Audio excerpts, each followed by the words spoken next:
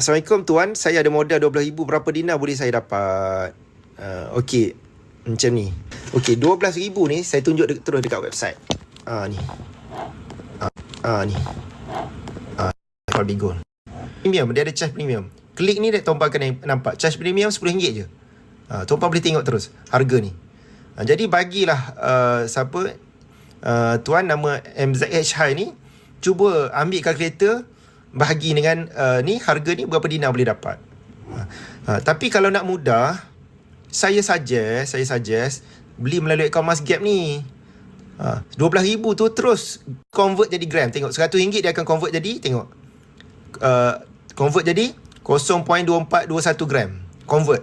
Nanti dah ada gram dalam akaun Masgap ni, boleh pilih je nak keluarkan item apa, asalkan cukup gram. Pilih saja. Akaun Masgap ni dia fleksibel lah tuan-puan. Cik Zul, saya nak contoh dia beli 10 dinar sekeping.